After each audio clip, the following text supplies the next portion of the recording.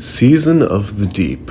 The first time in the history where a guardian can touch water without dying. What a time to be alive. I won't lie, when we first got the announcement for the name of the season back during Season of the Seraph, I was hyped. Season of the Deep could be what this game needs. A darker, grittier season focusing on the deep and the worm gods? Sign me the hell up. And along came the leaks and paste bins upon paste bins, all describing missions where we would kill the remaining worm gods, and I was even more excited. The community was excited.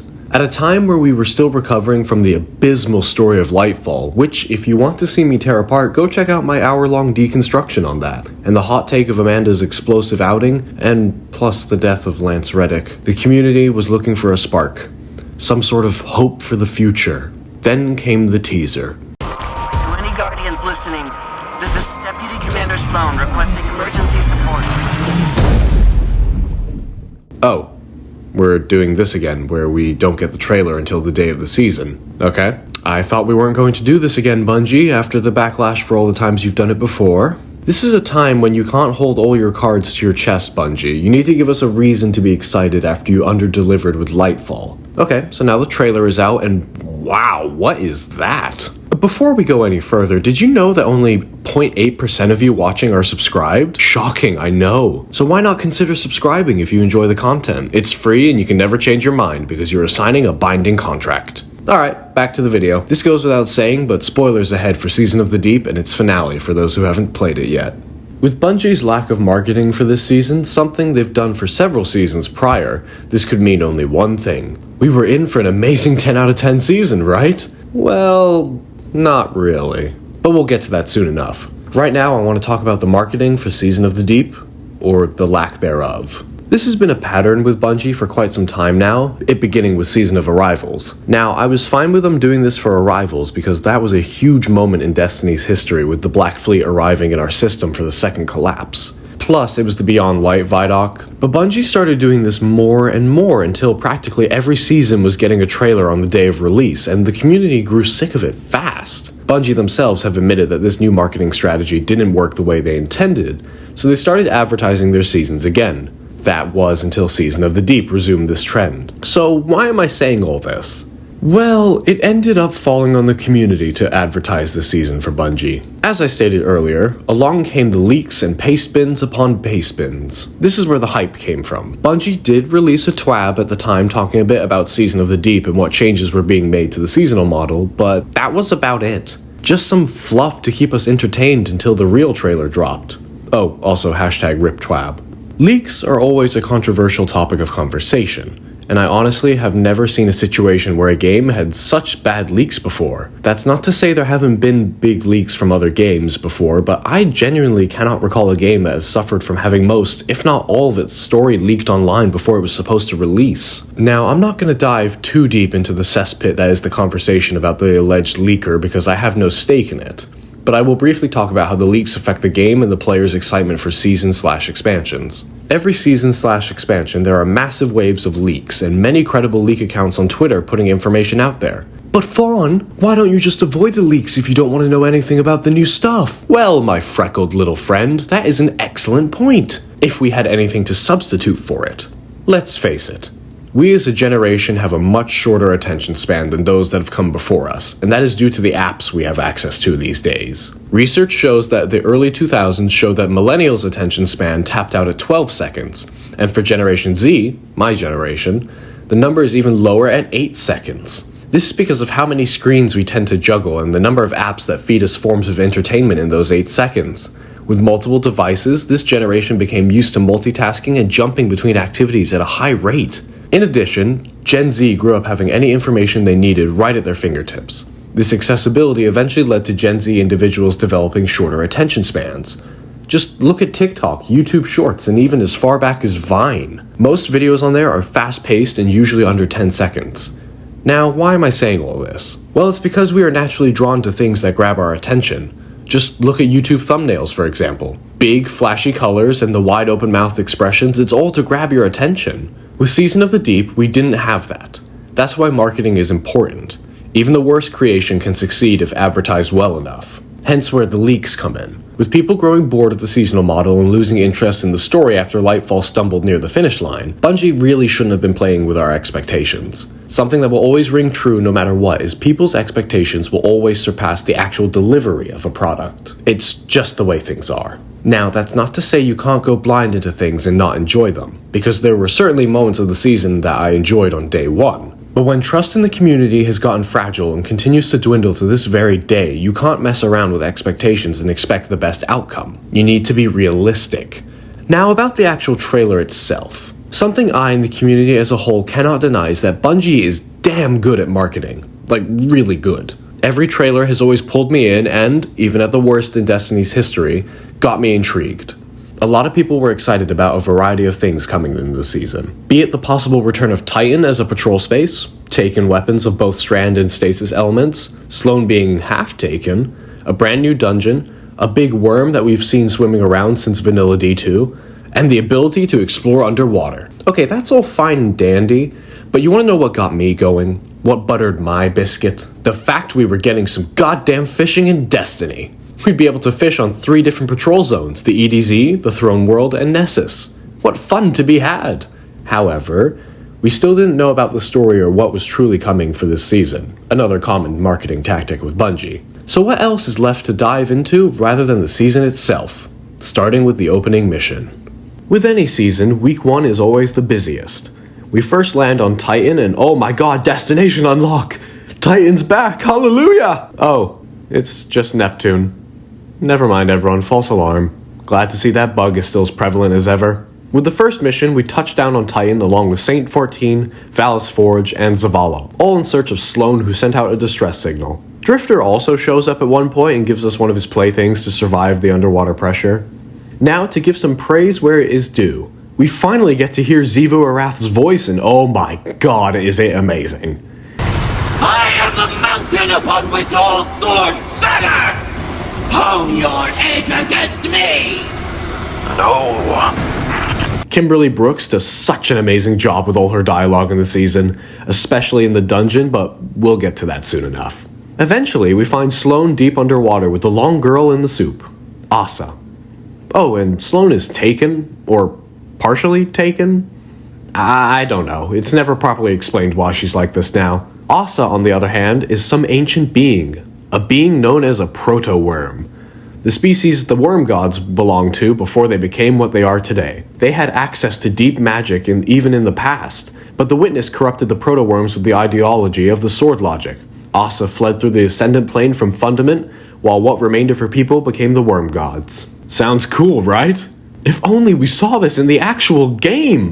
Want to know where I got this information from? The Sio Chain Scuba Shell lore tab. Seriously, how many times are we going to do this song and dance, Bungie? Remember in The Witch Queen where we got a cutscene showing off young Savathun and the worm gods being released? Yeah, pretty cool, right? Well, forget that, because now they've got key character details in a fucking Ghost Shell lore tab. Anyways, back to the seasonal format itself. During the first week after finishing the intro mission, I didn't really feel the urge to play again. Sure, the hook was somewhat interesting, but when it's a predictable format thanks to doing this for years, you just start to get burnt out.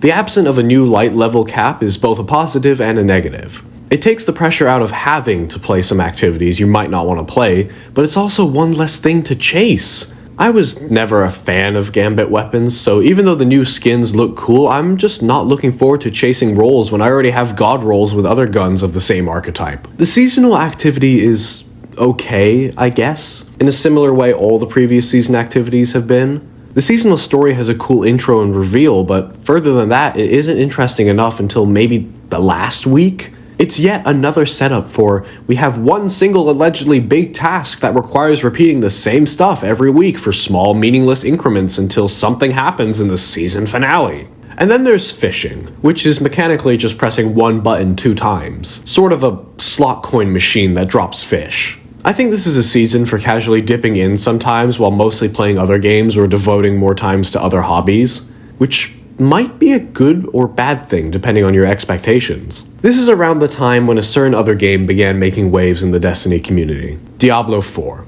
Diablo 4 is a 2023 multiplayer-only action role-playing game developed and published by Blizzard Entertainment. Yeah, that Blizzard. It is the 4th main installment in the Diablo series. This was a massive competition for Destiny 2.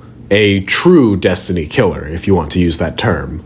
So many players, even the renowned Paul Tassi, pretty much dipped from the game to go play a better one. I have not played it, but the effects were felt across the community. Player numbers dwindled substantially, and people were playing the game less and less, I and my friends included. And this wasn't just because of Diablo 4, but burnout in general. This game and its seasonal model have gotten stale. Drip-fed content just isn't the play anymore. Players are quitting left and right, and Bungie increasing the price of seasons from $10 to $12, a 20% increase, for little to no content increase is just not okay. Not to mention having to pay an additional $20 for a dungeon on top of that just begins to add up. The main issue people are having with this change is that you can't buy the exact amount of silver you need. In the past, you could buy 1,000 silver, the seasonal amount needed for the pass, but now it's 1,200 silver. Bungie simultaneously announced it will charge 10% more for its Season Pass rank bundles, which speed up the process of maxing out each season's loot-filled progress bar. This increase will see the plus 10 rank bundles go from 2,000 silver to 2,200 silver, or $20 to $22. I've said it before, and I'll say it again. These changes just stink of greed, and the players can certainly smell it, myself included. Okay. Let's take a break from the negativity for a minute and talk about some positives for a change. As stated before, Kimberly Brooks does such an amazing job with all her dialogue this season. Be it in the weekly missions, salvage, or deep dives, she is amazing through and through, especially in the new dungeon, Ghosts of the Deep. Speaking of Ghosts of the Deep, let's talk about that for a bit. The plot of this new dungeon is that Guardians submerge into the depths of Titan's methane sea to confront the Lucent Hive and uncover what was lost to the waves. The Lucent Hive are trying to resurrect Oryx, the Taken King, whose corpse landed on Titan, somehow. Wait, but I thought he landed on Saturn. No, positives only. This is a positive section, get it together, Fawn. Throughout this dungeon, you explore the forest section of the Arcology, a place we all wished we could have gone during the Red War campaign, a Lucent Hive ship, and Oryx's corpse. Along with all that, we fight alt enemies that we've killed before, now resurrected as Lucent Hive, be it Ekthar, Vorlog, Simuma or Nakur, or Thul-Ar. These were nice surprises and fits in with Savathun utilizing old faces to be the new face of her light-wielding army. Hidden within the dungeon are calcified fragments that contain memories of Xivu Arath saying her final goodbyes to her brother Oryx. You would have savored my triumph. How our sister's gift to me was treated with such care. Screams like a choir as their mountains trembled. Screams like a choir as their seas boiled. I stepped down into that world, thrust my sword into the heart of Torabottle, and carved lies from truth. The way Kimberly Brooks conveys anger, sadness, and doubt all in her delivery is just beautiful. Oh, and the armor. Oh my god, the armor is so good. Like, have you guys seen the armor? If you got it, put Photo Finisher on it for an amazing RGB effect. I honestly prefer enemy-themed armor to the faction-themed armor. Like, give me more enemy-themed stuff. I want to wear my enemies' faces on my head. Oh, hi Bakris. Another positive I can give is the deep dives and their increase in difficulty and optional challenges where you interact with Tolan to make it even more difficult than before. It's a fun little gimmick that I feel more activities should have. We even get a cool moment with Sloane having what I assume is the equivalent of a panic attack where Zavala calms her down and releases her from Xivu's grasp. Sadly, we also have heard some of the last of Lance Reddick's recorded dialogue according to developer Robert Brooks. This might not mean Lance didn't record any more lines for other moments in the game, considering dialogue is recorded far in advance for video games, but it genuinely hurts knowing we might have heard the last of Zavala's voice in this final week of the seasonal story. Speaking of story, guess what we got in the last week? Besides the usual seasonal finale story mission, we also got the big reveal of this season, the Witness's origin cutscene. 3, 2, 1, go! Too fucking bad we're getting it now rather than in Lightfall, where it should have been. Seriously, whose idea was it to put an important reveal in a season? A season where nothing happened for most of the time we played, only to go, bam! Here you go, an important detail that got leaked way before the season started. It's never really revealed as to how Asa knows this. Maybe she was there, I don't know. She just knows because fuck you.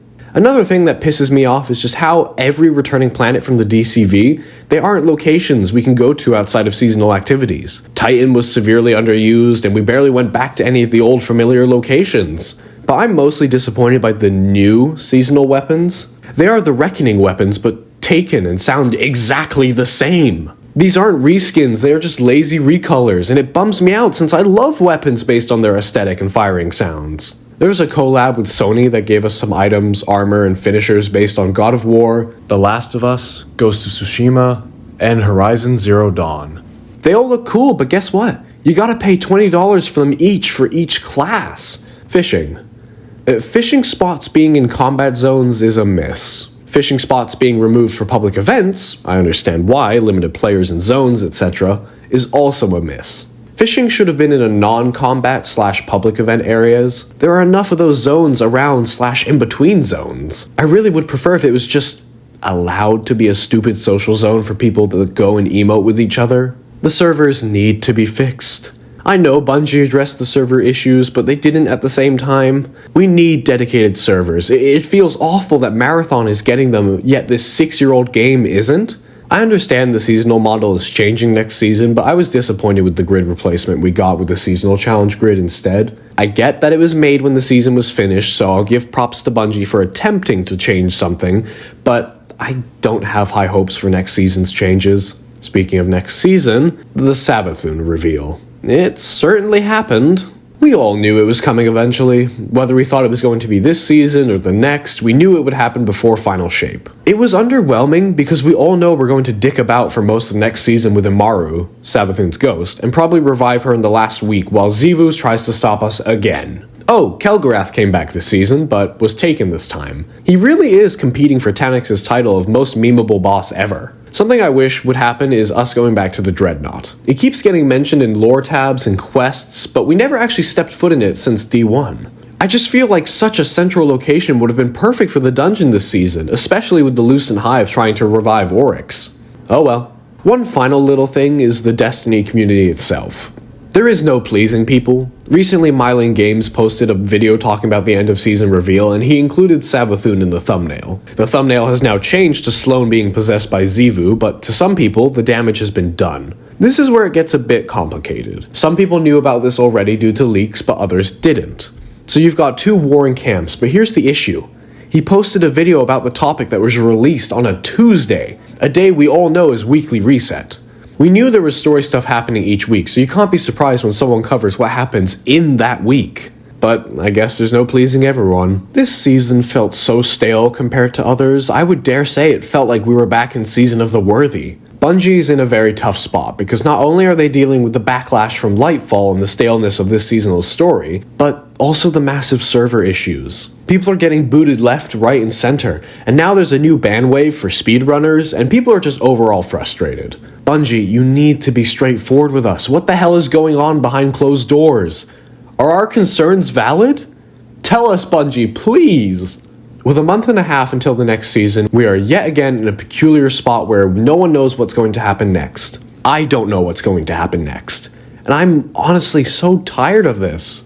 I'm tired of Destiny 2, and I probably need to take a break. So that's what most likely is going to happen. I want to be more than just another Destiny channel, so I'm going to work on other things with this channel and play other games. I do want to review the original Dead Space and revisit the Star Wars Battlefront 2 campaign, and see how they hold up by today's standards. So let me know in the comments below, how do you feel about Destiny right now?